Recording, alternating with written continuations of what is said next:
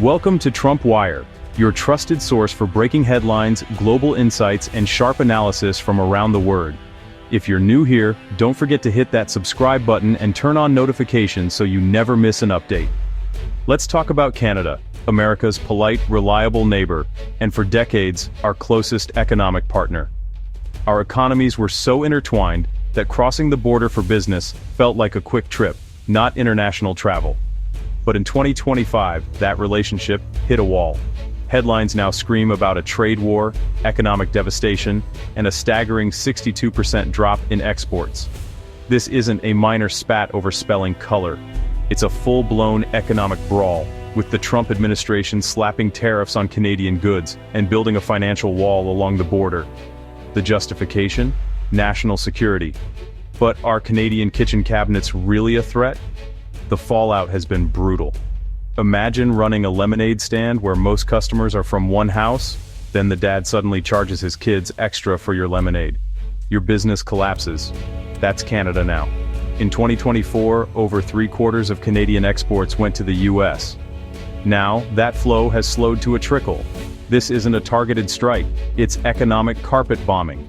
And the shrapnel is hitting American businesses too. US home builders are panicking, farmers are losing markets, and consumers are about to pay more for everything from cars to sofas. This isn't just Canada's problem, it's everyone's.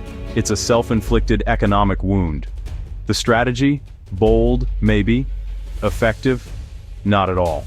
The US-Canada partnership, once boringly stable, is now a cautionary tale. The world's longest undefended border is now a front line in a trade war. The consequences are real, and they're just beginning. Let's see how we got here. The trade war didn't creep up. It exploded. In April 2025, President Trump slapped a 25% tariff on Canadian automobiles, gutting a deeply integrated industry. Then, in June, tariffs on Canadian steel and aluminum doubled to 50%, sending shockwaves through US manufacturers. By October, tariffs hit kitchen cabinets, heavy-duty trucks, timber, and furniture, covering the backbone of both economies. The administration's approach? Tax anything Canada sells well and keep expanding the list. Each new tariff felt less like strategy and more like random punishment. The result? Chaos for both countries' industries and consumers. When you declare war on your biggest supplier and ally, you end up hurting your own people. This wasn't just policy. It was a declaration that the old rules no longer applied. The fallout would be swift. The impact on Canada was immediate and devastating. In just 1 month after the auto tariffs, Canadian exports to the US dropped nearly 16%, causing the largest trade deficit in Canadian history. For businesses, this wasn't just numbers, it was survival. Factories built for US markets suddenly couldn't compete. Layoffs, shutdowns, and uncertainty swept across Canada. The auto sector was hit first, but steel, aluminum, timber, and furniture followed. Decades of investment in US-focused supply chains became a liability overnight. Prime Minister Mark Carney called for trade diversification, but building new relationships takes years. In the meantime, the Canadian economy is bleeding. The message from the US? Thanks for 50 years, now you're on your own. Canada faces a painful reckoning, forced to rethink its economic future. The question, how much more can Canada take? The answer, not much, unless something changes fast. The shockwaves are just beginning to spread. The pain isn't limited to Canada. Let's look at the ricochet effect. Trade wars always hit both sides. The tariffs on Canadian goods are boomeranging back, hammering US industries and consumers. Take housing. The US relies on Canadian lumber. A 10% tariff means higher home prices and slower construction. Renovating your kitchen. Canadian cabinets now cost 50% more. Furniture? Tariffs mean higher prices for sofas and dining sets. The result?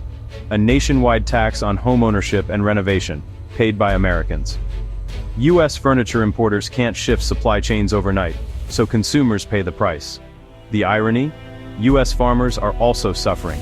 China, retaliating against US tariffs, has halted purchases of American soybeans and beef.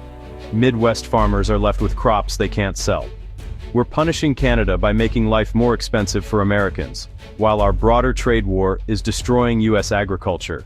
It's a masterclass in self-inflicted wounds. The pain is spreading across the economy, and the political fallout is just as messy.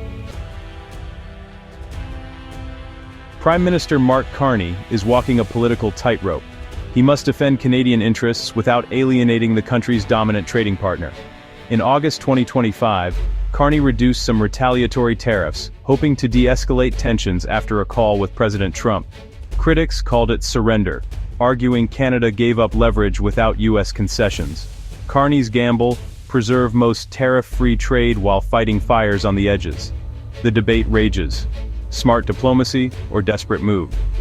Carney's balancing act is fraught with risk, but Canada has few good options. The crisis is forcing a long-term rethink of Canada's economic future. The US-Canada trade war is just one front in a global conflict. The Trump administration's America First tariffs have rattled allies and rivals alike, sending shockwaves through the world economy. Japan and South Korea, pressured for US investments, now face slowdowns and pushback.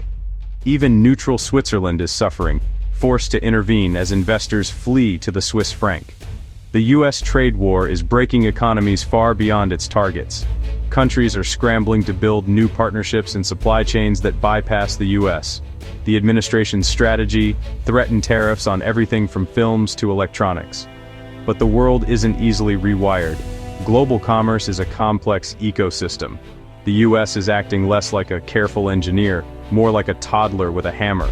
The consequences are global and growing. No discussion of global trade is complete without China. The US-China trade war is the main event, with Canada's conflict as a sideshow. US tariffs on China have led to double-digit declines in imports, but the real pain is at home. China has stopped buying US soybeans and beef, devastating American farmers. Tariffs meant to punish China are hurting the very people they're supposed to protect. The fight with Canada is part of a broader, chaotic strategy. Multiple trade wars at once. The result: global uncertainty, paralyzed business planning, and vanishing export markets. It's an economic climate ruled by impulse, not stability. The fallout is everywhere. What does this mean for everyday Americans? Prices are going up. Tariffs or taxes, and those costs get passed down to you. Cars, homes, kitchens, furniture. Basic goods are all more expensive. Inflation creeps in quietly. Higher car prices, pricier home renovations, fewer sales at the furniture store. For families already struggling, these hikes mean less money for essentials. The theory: tariffs protect jobs and bring production home. The reality: it's slow, costly, and consumers pay in the meantime. US importers say higher prices are unavoidable. The trade war is squeezing Americans, even as it cripples other sectors like agriculture. It's a paradox, hurting consumers to protect them. The pain is real, and it's spreading. As if things weren't chaotic enough, the 2026 review of the USMCA looms. The deal's sunset clause means any country can end it, turning a trade agreement into a ticking time bomb. The Trump administration now holds massive leverage, threatening to blow up the deal for more concessions. Canada, battered by tariffs, faces even more pressure when the whole agreement is on the table. The trust that underpins North American trade has been shattered. Businesses need predictability, but now face total uncertainty. The trade war is a high-risk gamble with prosperity on both sides of the border. The damage is clear: exports have collapsed, prices are up, and industries are in turmoil. The long-term risks, even greater. This isn't strategy. It's a circular firing squad, and everyone's getting hit.